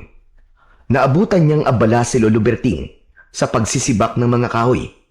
Pagkakita sa kanya ni Lolo Berting ay natigilan ito. Binitiwan nito ang palakol at nagmamadaling lumapit sa kanya. Hindi nito inalis ang tingin sa hawak niyang latigo. Yan na ba? Yan na ba ang nagbabagang latigo ni Judas? Opo. Opo, Lolo Berting. Nagtagumpay po ako. Pero parang normal na latigo lamang yan. Sigurado ka ba na yan talaga yon? Ngumiti si Amaro. Malakas niyang inihampas ang latigo sa lupa at agad yung nagbaga at binalot ng galit na apoy. Siya tunay nga! Yan nga ang nagbabagang latigo ni Judas! Hindi talaga ako nagkamali na ikaw nga ang nakatakdang magmay-ari niyan, Amaro! Kahit po ako, Lolo Berting, hindi rin po ako makapaniwala na ibibigay kagad sa akin to ng pulang dragon na bantay sa patay na bulkan. At ang sabi pa niya, noon pa man daw, ay nakatakda ng ako magmay-ari nito. Ano po kaya ang ibig niyang sabihin? Hindi ko rin alam. Pero ang mahalaga ay nakuha mo na ang latigo sa patay na bulkan. Tama ka, Lolo. Ngayon ay maaari ko na simulan ang aking pag-iiganti. Ang kailangan ko lang gawin ay ang alamin ko nasan si Argus at ang mga alagad niyang aswang. Humanda talaga sila dahil uubusin ko sila at gagawin ko silang mga abo. Tumiim ang bagang ni Amaro. Gaya ng paglagablaba ng apoy sa kanyang latigo, ay naglalagablab din ang puot sa kanyang puso. Simula noon, ay sinimulan na ni Amaro na pag-aralan at sanayin ng sarili sa paggamit ng nagbabagang latigo ni Judas. Paminsan-minsan ay nagbibigay ng suwestyon at payo sa kanya si Lolo Berting sa tamang galaw kapag aatake at dedepensa siya gamit ang latigo. Ramdam ni Amaro na sa tuwing hawak niya ang latigo ay may kakaibang lakas na bumabalot sa kanyang katawan. Nagbibigay yun ng lakas at tapang na hindi pa niya kailanman naramdaman sa buong buhay niya. Paminsan-minsan ay bumabalik pa rin si Amaro sa baryong minsan naging tahanan nila ng kanyang pamilya. Tahimik siyang nagmamasid at nakikinig sa usapan ng mga tao roon. Nalaman niyang patuloy pa rin ang pagsalakay doon ng mga aswang at naisip niyang gamitin ang bagay na yon upang malaman niya kung saan ang kuta ng kanyang mga kalaban. Hanggang isang gabi, natsyempuan ni Amaro ang pagsalakay ng mga alagad na aswang ni Argus sa baryo. Matapos ang pagsalakay ng mga yon, ay sinundan niya ang mga aswang at nalaman niya na nagtatago ang mga yon sa gitna ng maliit na lambak. Masaya siyang bumalik sa bahay ni Lolo Berting dahil sa wakas ay nalaman na niya kung nasaan ang kuta ni na Argus. Pagdating ni Amaro sa bahay ni Lolo Berting ay gising pa ang matanda. Lolo Berting, ang aga niyo naman pong magising. Madaling araw pa lang po ah. Hindi pa ako natutulog. Hinihintay kasi kita. Dahil napansin ko na napapadalas ang pag-alis-alis mo tuwing gabi. Yun po ba? Nagpupunta po kasi ako sa baryo kung saan ako nakatira dati. Alam ko po na muling aatake ron sina Argus. At hindi nga po ako nagkamali. Umatake ang mga alagad niya kanina. Ibig sabihin ay nakipaglaban ka na sa mga aswang gamit ang iyong latigo. Hindi pa po. Dahil hindi ko nakita si Argus kanina sa mga aswang na umatake sa baryo. Ang ginawa ko ay sinundan ko yung mga aswang. At yun na nga, nalaman ko kung saan sila nagtatago. Sigurado ako na nandun si Argus. Ang bala ko ay umatake sa pinagtataguan nila bukas ng gabi. Gusto ko na kahit paano ay magkaroon sila ng laban sa akin, Lolo Berting. Sigurado ako na matatalo mo sila, Amaro. Lalo na't hawak mo na ngayon ang nagbabagan latigo ni Judas. Kahit ang sinabi mo si Argus na pinuno ng mga aswang, ay kayang-kaya mong patayin gamit ang sandatang yan. Nang sandaling yon, ay naramdaman ni Amaro na malapit na niyang makamit ang pag-iiganti na nais niyang mangyari. Alam niya na matatahimik na ang kaluluwa ng kanyang mag-ina sa sandaling mapatay niya ang mga aswang na kumitil sa mga ito. Hindi na natulog si Amaro ng araw na yon. Nang sumikat ang araw, ay nagsimula na siyang magsanay sa paggamit ng nagbabagang latigo ni Judas. Napahinto siya sa ginagawa nang lapitan siya ni Lolo Berting. Napansin niya ang bitbit nitong bayong na puno ng iba't ibang gulay. Aalis po ba kayo, Lolo Berting? Oo, Ibibenta ko itong mga sobrang gulay na ani ko sa baryo. Sayang naman kung mabubulok lang ang mga ito. Sige po. Ako naman po yung magsasanay lang dito. Kailangan ko makasiguro na mananalo ko kapag nagkaharap na kami ni Argus. Mabuti yan. O siya, paano? Mauuna na ako. Mag-iingat po kayo, Lolo Berting. Nakangiting tumango si Lolo Berting at nang nakaalis na ito, ay ipinagpatuloy na ni Amaro ang kanyang pagsasanay. Palubog na ang araw nang dumating si Lolo Berting. Napakasaya nito dahil naubos ang mga gulay na itininda nito. Nagluto na ito ng pagkain nila para sa hapunan at nang dumilim na ay nagsimula na silang kumain. Tuloy ka ba ngayon sa plano mong pagpunta sa pinagkukutaan ng mga aswang? Opo, Lolo. Hindi ko na po kayang patagalin pa bago kami magkaharap ni Argus at ng mga alagad niya. Hindi na po ako makapaghintay na iparamdam sa kanila ang sakit ng ginawa nila sa mag-ina ko. Matapos maghapunan, ay sandaling nagpahinga si Amaro at saka siya naganda sa pag-alis upang umatake sa pinagtataguan ng mga aswang. Lumabas siya ng kubo at nakita niya si Lolo Berting na may nakasabit na itak sa bewang. May nakasukbit na bag sa likod nito. Lolo, aalis na po ako. Magtutungo na po ako sa lambak kung saan nagtatago si na Argus. Sasama ako sa iyo. Hayaan mong tulungan kita sa laban mo na ito. Sigurado po ba kayo, Lolo Berting? Pero masyado pong delikado to. Amaro, para ng anak ang tingin ko sa iyo. Kahit sandali pa lamang tayong nagkakakilala. Hindi ko kayang manatili lang rito habang ikaw ay hinaharap ang mga aswang na yon. Huwag kang mag-alala dahil sisikapin kong hindi maging pabigat sa iyo. Kung yan po ang gusto nyo, ay hindi ko na po kayo pipigilan. Magkasamang naglakad sina Amaro at Lolo Berting patungo sa lugar kung saan nagtatago ang mga aswang. Masaya si Amaro dahil nakilala niya si Lolo Berting. Dahil maging siya ay napalapit na ang loob sa matanda sa ilang linggo pa lang nilang magkasama. Ipinangako niya sa sarili na sa gabing yon ay mapapabagsak niya si Argus at wala siyang ititira sa mga alagad nitong aswang. Matapos ang halos 1 oras na paglalakad, ay narating na ni Amaro at Lolo Berting ang lugar kung saan nagtatago ang mga aswang. Ngunit laking pagtataka ni Amaro dahil kahit isang aswang ay wala silang nakita sa lugar na yon. Ang tanging naroon ay ang mga buto ng tao at ilang maliliit na kubol. Amaro, nasan? Nasaan ang mga aswang?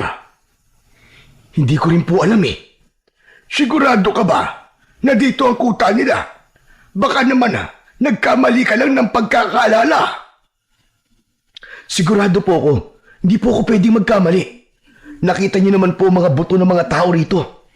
Ibig sabihin ay nagdadala sila rito ng kanilang biktima at dito nila pinapatay at kinakain. Nakakapagtaka lang kung bakit kahit isang aswang ay walang natira dito. Teka, hindi kaya natunugan nila ang pagpunta ko rito ngayong gabi? Baka naramdaman nila ako nung sinundan ko sila. Tama ka. Maaaring ganyan na nga nangyari. Ang mabuti pa ay umuwi na tayo. Mahaba-haba pa ang ating lalakarin. Nauna nang maglakad si Lolo Berting, pero si Amaro ay nanatili sa kanyang kinatatayuan. Luminga siya sa paligid at nanlaki ang mga mata niya nang may nakita siyang kung anong gumalaw sa likod ng isang puno sa hindi kalayuan. Nahuli rin ng kanyang paningin ang pagkislap ng isang pares ng mga mata sa dilim. Mabilis na tumakbo si Amaro patungo roon at inihampas niya ang latigo sa lupa. Agad yung nabalot ng apoy kaya bahagyang nagkaroon ng liwanag sa paligid. Doon na niya nakita ang isang aswang na nagtatago sa likod ng isang puno. Bumakas ang gulat sa mukha ng aswang nang makita nito na papalapit si Amaro. Tatakas pa sana ang aswang pero agad itong hinagupit ni Amaro ng latigo sa likod. Alalay lang ang paghampas na ginawa niya dahil wala pa siyang balak na patayin ito. Gumuhit ang apoy sa likod ng aswang at napasigaw ito. Sumubsob sa lupa ang aswang. Agad itong tumiyaya at nang tatayo na ito ay agad itong tinapakan ni Amaro sa dibdib. Payat ang katawan ng aswang. Sigurado si Amaro na isa yun sa alagad ni Argus. Lumapit si Lolo Berting at nagulat ito nang makita ang aswang. Anak na nga! Anong klaseng nilalang yan ng dilim? Isa siya sa mga alagad ni Argus, Lolo Berting. Ngayon lang ako nakakita ng aswang at talagang ang nakakatakot ang itsura nila. Hindi lang ang itsura nila ang nakakatakot, kundi ang paraan nilang mag-isip. Pumapatay sila ng walang dahilan, gaya ng ginawa nila sa aking asawa at anak. Umaling ang nanlilisik na mga mata ni Amaro sa aswang na kahit anong pagpupumiglas ay hindi magawang makawala. Magsalita ka, aswang! Alagad ka ba ni Argus? Argos? Sinong Argos? Wala akong kilalang Argos. Inalis ni Amaro ang paa niya sa dibdib ng aswang at hinampas niya ito ng nagbabagan latigo sa dibdib. Aray ko! Tama na! Tama na! Sabihin mo sa akin ang totoo. Alagad ka ba ni Argus? Oo na! Magsasabi na ako ng totoo! Alagad na ako ni Argos! Inutusan niya akong maiwan dito para tignan kung ano ang gagawin mo! Kung ganun, ay tama nga ang aking hinala. Alam niyo na pupunta ako ngayong gabi rito. Kaya kayo umalis, tama ba? Oo! Tama ka! Paano niyo nalaman na pupunta ako rito ngayon? Magsalita ka!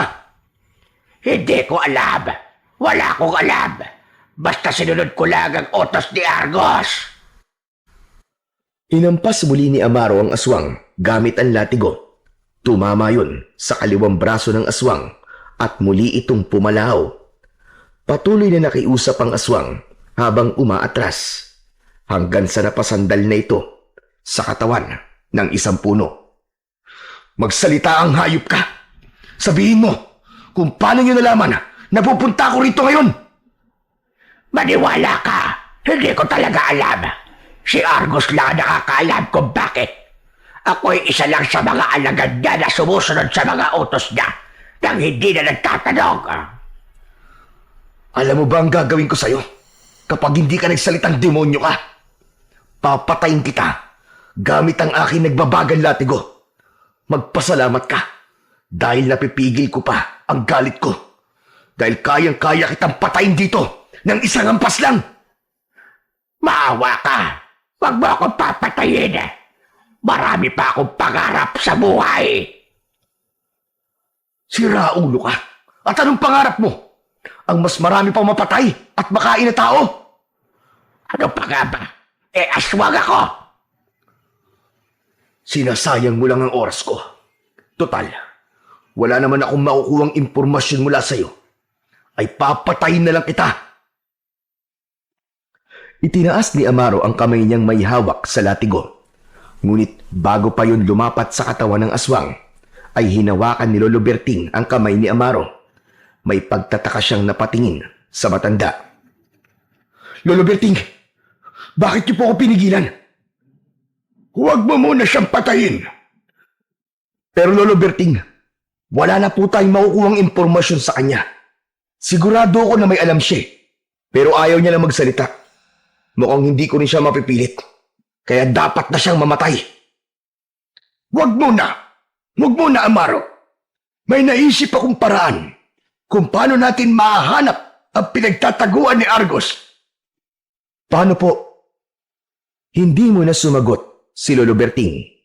Ibinaba na ni Amaro ang kanyang kamay at saka lang yun binitiwan ng matanda. Nilapitan ni Lolo Berting ang aswang at hinugot nito ang itak mula sa kaluban na nakasabit sa bewang nito. Itinutok nito ang talim ng itak sa leeg ng aswang. Bumakas ang takot sa mukha ng aswang at nagsimulang manginig ang buong katawan nito. Marahil ay totoong hindi mo talaga alam kung paano nalaman ni Argos na atake sa lugar na ito si Amaro. Oo, tama ka. Tama ka, tanda, tama ka. Pero sigurado kung alam mo kung saan ngayon nagtatago ang pinuno nyo at ang iba pang aswang, tama? Ay, hindi ko alam. Hindi ko alam ang sinasabi mo. Huwag kang magsinungaling. Nakikita ko sa mga mata mo na alam mo. Ipapaalam ko lang sa'yo na kung kaya kang patayin ng nagbabagang latigo sa isang ampas lang, ay kaya ka rin patayin ng itak ko. Isang taga ko lang sa leeg mo, ay dederecho ka na sa impyernong hayop ka. Kaya magsalita ka.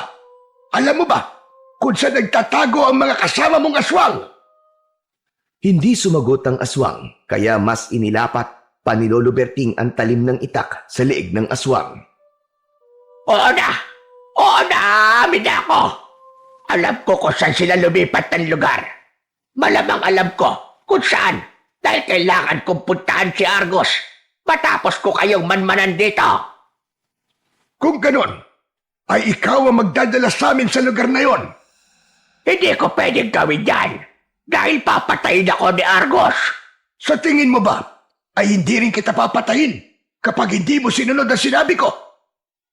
Oo na! Oo na! Ihahatid ko na kayo kung nasan si Argos. Basta sa oras na maihatid ko kayo sa pinagtataguan nila, ay palalayain nyo na ako. Hindi sumagot si Lolo Berting sa sinabi ng aswang. Nanood lang si Amaro sa ginagawa ni Lolo Berting. Binuksan nito ang bag na dala nito at inilabas nito roon ang isang mahabang lubid. Hindi po ba yan yung lubid na gagamitin ko sana noon para magpakamatay? Tama ka, Amaro. Ito nga yun.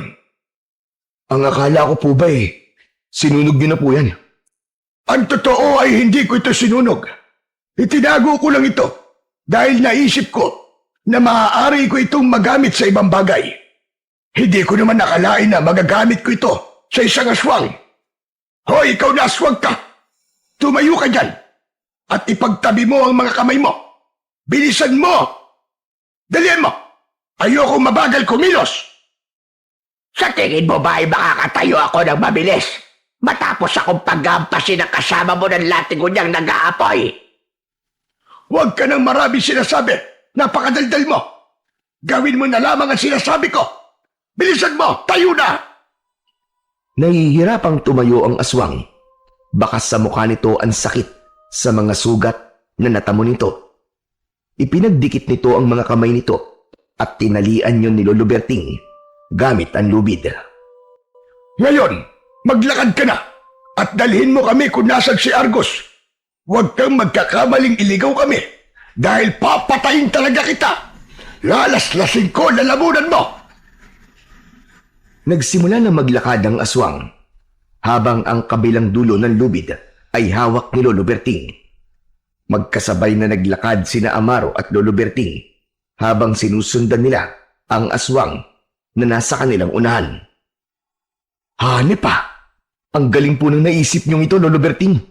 Ang totoo po ay hindi ko naisip kanina to kasi nga galit na galit ako. Sinabi ko naman sa iyo, hindi ka makakapag-isip ng maayos kapag hinayaan mong pangunahan ka ng galit. Pero sa tingin niyo po ba, ay dadalhin talaga tayo ng aswang na yan kung nasan sila Argos? Siguro naman ay oo. Mukhang takot siyang mamatay eh. Ipagdasal na lang natin na dadalhin niya talaga tayo kung nasa ng mga aswang na hinahanap natin. Wala tayong magagawa kundi ang magtiwala sa aswang na yan. Tama ka, Lolo Berting. Siya lang ang nakakaalam kung nasan ngayon sina Argos. Salamat nga po pala at sinamahan niyo ko rito.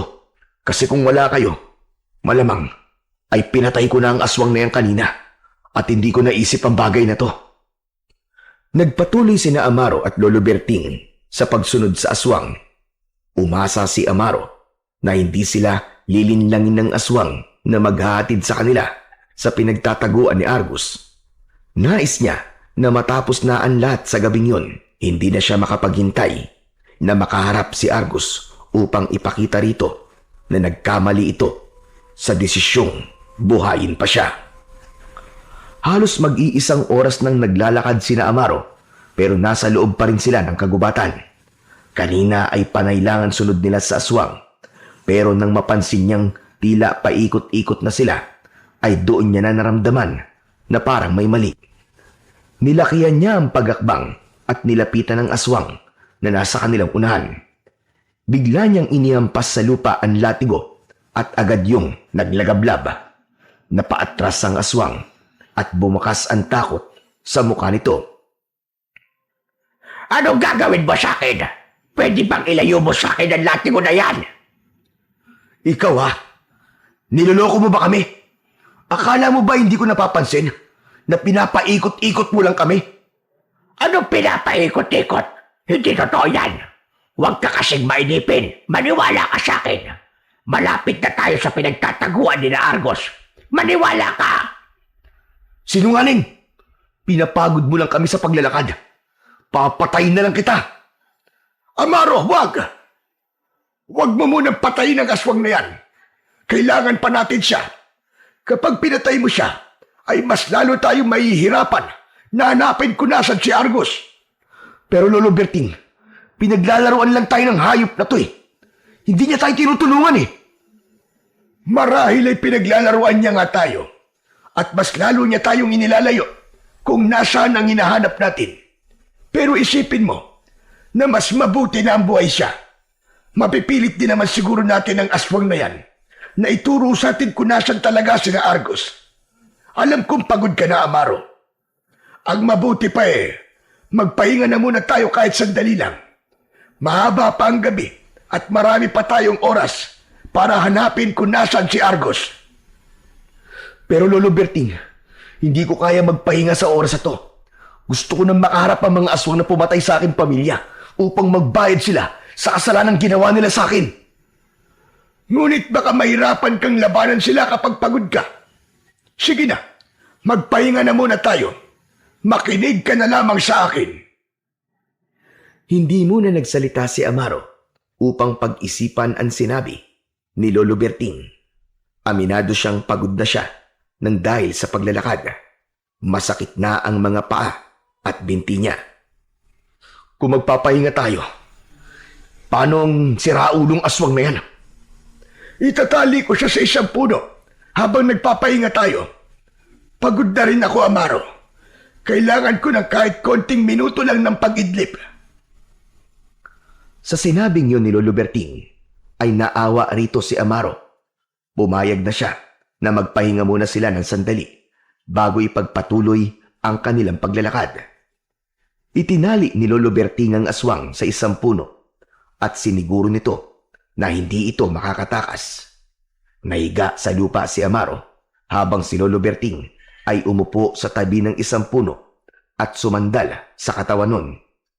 Binuksan ni Lolo Berting ang dala nitong bag at inilabas nito mula roon ang isang lumang plastik na bote na may lamang tubig. Ito ang tubig. Uminom ka muna. At alam kong nauuhaw ka na. Maraming salamat po, Lolo Berting. Bumangon sandali si Amaro upang abutin ang tubig. Ininom niya ang kalahati nun at saka siya bumalik sa pagkakahiga. Agad siyang nakaramdam ng labis na antok at hindi nagtagal ay nakatulog na siya. Makalipas ang ilang sandali ay nagising na si Amaro. Imbis na maging magaan ang pakiramdam dahil nakaidlip siya, ay pananakit ng ulo ang kanyang naramdaman. Tila tinatamad pa siya na bumangon. Ngunit laking gulat niya nang malaman na wala na ang aswang na nakatali sa puno. Ang tanging naiwan doon ay ang lubid na ginamit ni Lolo Berting para itali ito. At mas lalong gumimbal kay Amaro ay nang makita niyang maging si Lolo Berting ay wala na sa pwesto nito kanina. Kinuha niya ang latigo at malakas niya yung hinampas sa lupa upang lumabas ang apoy nun. Luminga siya at pinakiramdaman ang kanyang paligid. Lolo Berting! Nasaan ka? Lolo Berting! Walang sumagot sa pagsigaw na yon ni Amaro. Napakatahimik ng paligid. Diyos ko, hindi kaya nakatakas yung aswang at inatake niya si Lolo Berting? Huwag lang siyang magkakamaling saktan si Lolo Berting dahil talagang papatayin ko siya. Kahit pa hindi ko muna malaman kung saan nagtatago si Argus. Pero kung inatake ng aswang si Lolo Berting, bakit hindi man lang ako nagising? Sinimulan ni Amaro na hanapin si Lolo Berting sa paligid. Panay ang pagtawag niya sa pangalan na matanda. Umasa siya na makikita niya si Lolo Berting na ligtas. Hanggang sa napahinto si Amaro nang biglang lumabas ang aswang sa likod ng isang malaking puno sa kanyang unahan. Ilang metro ang layo ng aswang sa kanya, ngunit sigurado siya na yun ang aswang na nahuli nila kanina. Nakakalokong ngumisi ang aswang kay Amaro. Hayop ka!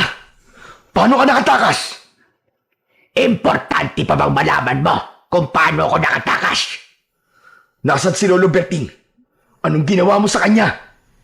Malalaman mo lang kung ano nangyari sa matandang kasama mo sa oras na mahuli mo ako. Talagang pinaglalaruan mo lang kami. Humanda ka dahil papatayin na talaga kita. Tumakbo si Amaro palapit sa aswang. Hindi umalis ang aswang sa kinatatayuan nito na parabang hinihintay siya nitong makalapit. Laking gulat ni Amaro nang mula sa itaas ng puno ay may isa pang aswang na tumalon at bumagsak sa kanyang harapan. Noon lang niya nakita ang naturang aswang at labi siya nabigla sa pagsulpot nito. Inilahad ng aswang ang palad nito at hinipa nito yon. Sumabog ang pulbos na nasa palad ng aswang sa muka ni Amaro. Pumasok ang pulbos sa ilong ni Amaro at pakiramdam niya ay dumiretso yun sa kanyang utak. Agad siyang nakaramdam ng pagkahilo. Nanghina ang buong katawan niya at umikot ang kanyang paningin. Sa isang iglap ay nawalan ng ulirat si Amaro at tuluyan siyang bumagsak sa lupa. Inakala ni Amaro na katapusan niya na dahil sa pangyayaring yun. Sa bilis ng pangyayari ay hindi niya na nagawang lumaban sa dalawang aswang na tila pinagplanuhan kung paano siya mapapatumba. Ngunit laking gulat ni Amaro nang muli siyang nagising. Yun nga lang, nakatali siya sa isang puno gamit ang matibay na lubid habang nakatayo. Sinubukan niya magpumiglas at makawala pero hindi siya nagtagumpay sapagkat masyadong maigpit ang pagkakatali sa kanya.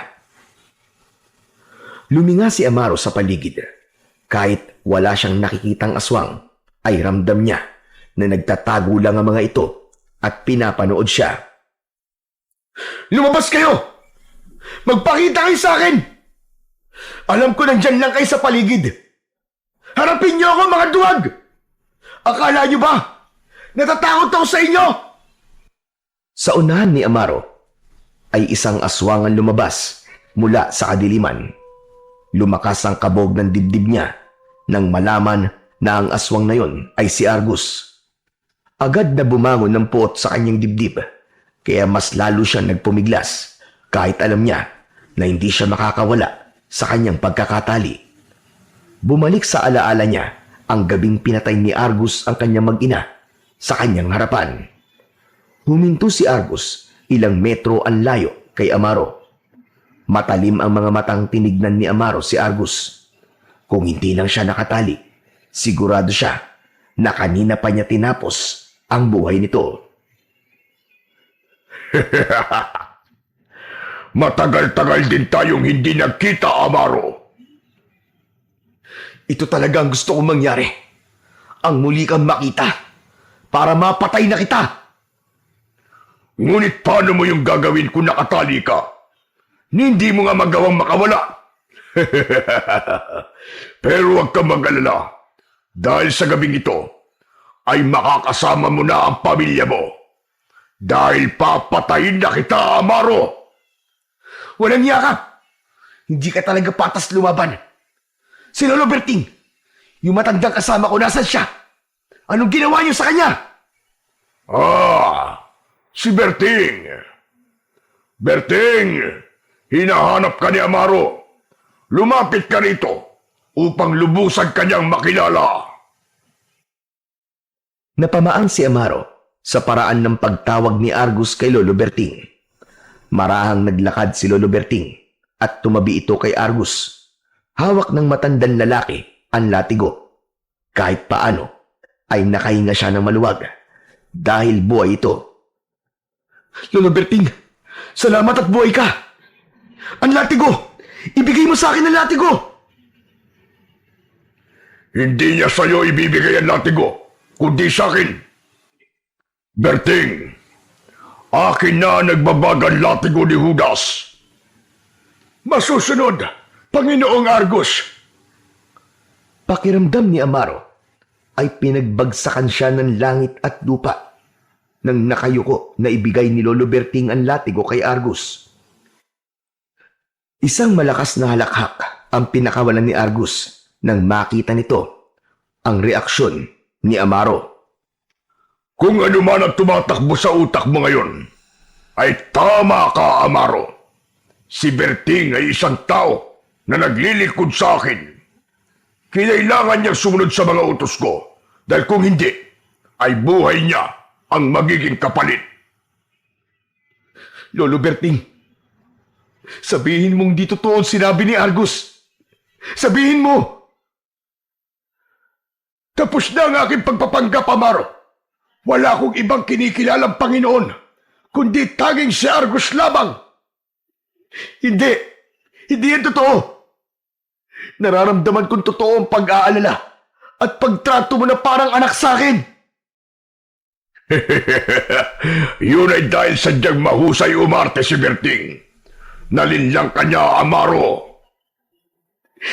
Bakit mo bang ginagawa sa akin to? Bakit, Argus?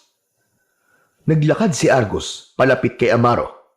Nang halos isang dipa na lang ang layo nila, ay huminto ito. Dahil alam ko noon pa man na ikaw ang itinakdang makakakuha sa nagbabagang latigo ni Judas.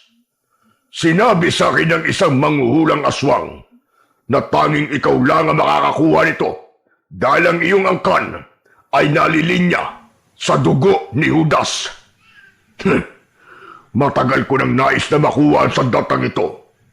Kaya pinagplanuhan ko ng mabuti ang lahat.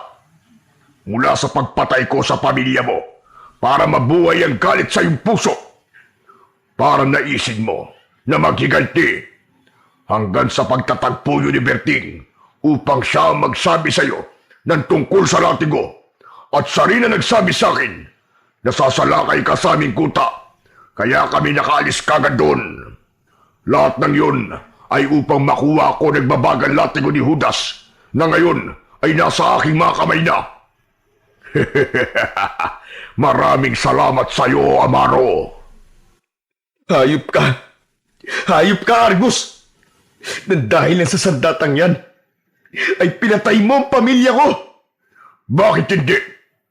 Ngayong ako na nagmamay-ari ng latigong ito, ay ako na ang pinakamalakas na aswang. Ako na magiging hari ng bunlipi ng mga aswang. Wala nang mas lalakas pa sa akin at katatakutan na ako ng lahat. At ako na ang bagong magiging Panginoon ng lahat. Mapapatay mo man ako ngayon, pero isinusumpa ko na hindi ka pa rin magtatagumpay, Argus! Isang nakakalokong ngisi ang pinakawalan ni Argus. Malakas nitong inihampas sa lupa ang latigo, pero hindi yun naglagablab. Muli nitong inihampas ang latigo sa lupa, pero nanatili pa rin yung ordinaryong latigo. Nawala ang ngiti ni Argus at napalitan yun ng pagtataka. Berting, ang sabi mo ay dapat ko lang ihampas ng malakas ang latigo sa lupa at lalabas na ang kapangyarihan nito. Bakit ganun? Bakit walang nangyayari? Panginoon, hindi ko po alam. Nakikita ko lang si Amaro na inihahampas ang latigong yan sa lupa ng malakas. Tapos bigla na yan maglalagablab. Ilang beses ko nang ginawa yun, ngunit walang nangyayari. Marahil alam ng latigo kung sino ang totoong nagmamayari sa kanya. Nakakatawa ka, Argus. Nagtagumpay ka nga kunin ang latigo sa akin, pero ayaw naman itong magpagamit sa'yo. Ano pa silbi niyan? Sinayang mo lang ang lahat ng plano mo. Nakakatawa ka. Manahimik ka! Alam kong may paraan upang ako ang kilalanin ng latigong ito bilang bago niyang tagapangalaga.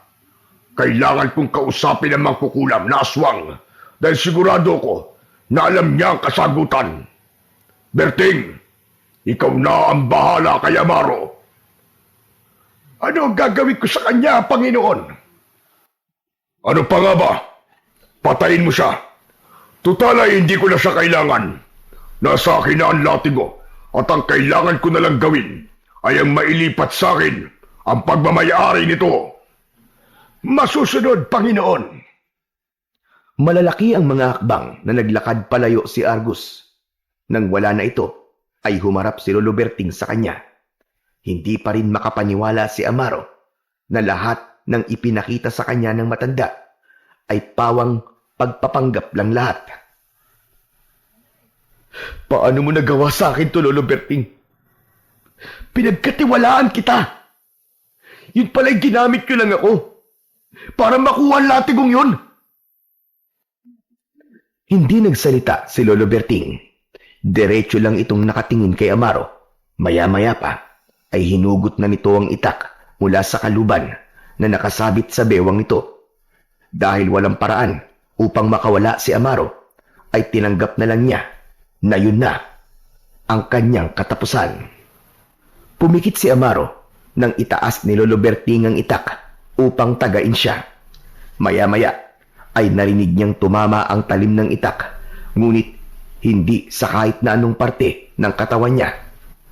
May pagtatakang ibinukas niya ang kanyang mga mata at nagulat siya nang malaman na ang lubid na nakatali sa kanya ang tinaga ni Lolo Berting. Nang makawala na si Amaro sa pagkakatali, ay hindi pa rin siya makapaniwala sa ginawa ng matanda. Teka, naguguluhan ako eh. Ano pong ginawa niyo? Akala ko ba'y papatayin niyo na ako? Una sa lahat, ay nais kong humingi ng tawad sa iyo dahil sa panlilinlang na aking ginawa. Pero kailangan kitang dalhin sa sitwasyon na ito upang matapos na ang kasamaan ni Argus. Dahil matagal ko nang gustong makawala sa kanya. Pagod na akong maging sunod-sunuran sa kanya. Ang ibig niyo po ba sabihin eh, hindi talaga kayo kakampi ni Argus? Tama ka, Amaro. At kung may plano siya kung paano makukuha ang latigo, ay meron din akong planong pabagsakin siya. Mula umpisa ay kakampi mo ko. Ngayon, patayin mo na si Argus upang may paghiganti mo na ang iyong pamilya at para makalaya na ako. Pero paano ko po gagawin yun kung wala sa akin ang latigo? Mula sa bag na nasa likod ni Lolo Berting, ay inilabas nito ang isa pang latigo. Inabot nito yon kay Amaro at hindi makapaniwalang tinignan niya yon. Gaya na sinabi ko, ay may plano rin ako. Kinopya ko ang totoong nagbabagang latigo ni Judas kapag ito ay nasa normal nitong anyo. Yun ang hawak ngayon ni Argus. Ngunit ang latigong yan ang totoong may kapangyarihan, Amaro. Sa labis na kasiyahan ni Amaro, ay hindi niya napigilang yakapin si Lolo Berting. Maraming salamat po, Lolo Berting. Tama nga talaga nararamdaman ko na totoong pagmamalasakit na ipinakita niyo sa akin. Saka na tayo mag-usap. Sundan mo na si Argus at patayin mo na ang demonyong yon. Matapang na tumango si Amaro at agad niyang tinahak ang direksyon na pinuntahan ni Argus habang maigpit niyang hawak ang latigo. Hindi nagtagal ay nakita niya ang mga aswang na nagtitipon-tipon. Nasa harapan ng mga yon si Argus. May sinasabi ito sa mga alagad nito pero hindi niya yon iniintindi dahil ang tanging nasa isip niya ay ang patayin si Argus. Matapang na naglakad si Amaro palapit sa mga aswang. Nang makita siya ni Argus ay labis itong nagulat. Amaro, paano ka nakawala? Sabihin na nating ikaw ang nagkamali ng pagkakakilala kay Lolo Berting. at hindi ako. Malakas na inihampas ni Amaro ang latigo sa lupa. Gumapang ang naglalagablab na apoy sa latigo. Agad naramdaman ni Amaro ang naglalagablab na lakas sa loob ng kanyang katawan. Hindi maaari. Ang totoong nagbabagang latigo ni Judas. Walang hiya ka, Berting.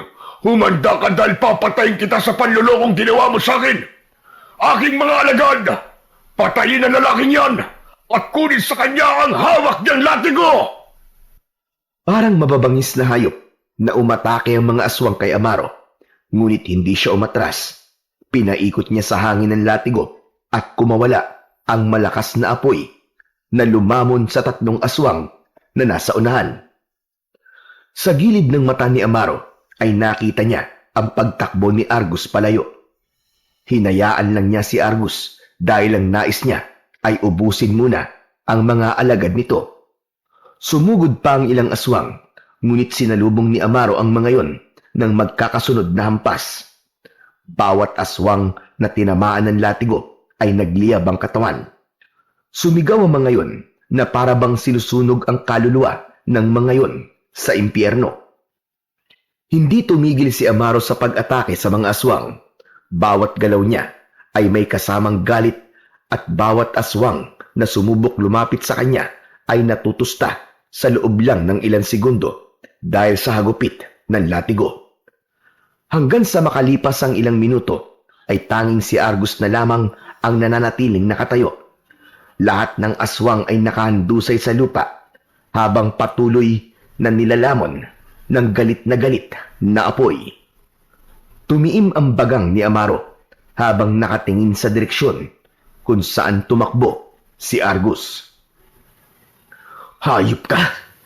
Hindi ka makakatakas sa akin, Argus! Katapusan mo na ngayon! Mabilis na tumakbo si Amaro sa pinuntahan ni Argus. Tila may sariling isip ang kanyang mga paa at alam na mga yon kung saan sila dapat magpunta. Ngunit biglang tumalon si Argus mula sa itaas ng isang puno. Sumampa ang aswang sa likod ni Amaro at kinagat siya nito sa balikat. Umatras si Amaro at buong lakas niyang ibinangga si Argus na nasa likod niya sa isang puno. Nakabitaw si Argus at bumagsak yon sa lupa. Agad namang tumayo si Argus at malakas itong umangil. Hindi ko akalaing duwag ka pala, Argus. Talagang iniwanan mo mga alagad mo para makipaglaban sa akin. Sa bagay, marahil ay alam mong wala kang laban sa akin dahil sa latigong hawak ko. Mapatay mo man ako ngayon, ay hindi pa rin nun mababago na ako ang pumatay sa mag-ina mo. Pero kung sa tingin mo, ay hahayaan lang kitang patayin ako nang hindi ako lumalaban, ay nagkakamali ka! Malakas na sumigaw si Amaro, saka siya sumugod kay Argus. Hinampas niya ito ng latigo sa binti. Bumagsak si Argus sa lupa at mabilis itong tumayo at sinugod si Amaro. Umilag naman si Amaro nang tangkain siyang sunggaban ni Argus. Bumuelo siya at inihampas ang latigo sa leeg ni Argus. Pumulupot yon sa leeg ng aswang. Malakas siyang hinila ni Amaro at napasigaw si Argus dahil sa labis na sakit. Nanghihinang napaluhod si Argus hanggang sa tuloy na itong napahiga habang habol ang paghinga. Nilapitan ni Amaro si Argus at tinignan niya ito sa mata. Hayop ka! Hindi lang to para sa aking mag-ina, kundi para rin sa iba niyo pang nabiktima. Ngayon, tapos na ang kasamaan mo, Argus!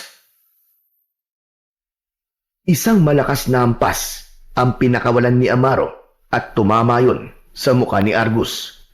Hindi pa rin natapos si Amaro at walang tigil niyang hinampas ng nagbabagang latigo si Argus. Tuluyan ang nilamon ng apoy si Argus habang sumisigaw ito. Nang mawalan na ng buhay si Argus, ay nawala na ang bigat sa kanyang dibdib. Kahit konting pagsisisi sa ginawa niyang pagpatay kay Argus, ay wala siyang naramdaman. Hanggang sa napaluhod siya at hindi niya napigilan ang mapaiyak. Lira, asawa ko. Gabi, nabigyan ko na ng hustisya ang inyong pagkamatay. Sana ay wala na kayong sakit na mararanasan kung nasan man kayo ngayon. Mahal na mahal ko kayo. Isang maraang pagtapik sa likod ang naramdaman ni Amaro. Nang tumingala siya, ay nakita niya si Lolo Berting. Nakangiting inilahad ng matanda ang isang kamay na agad namang inabot ni Amaro. Tinulungan siya nitong makatayo. Maraming salamat, Amaro.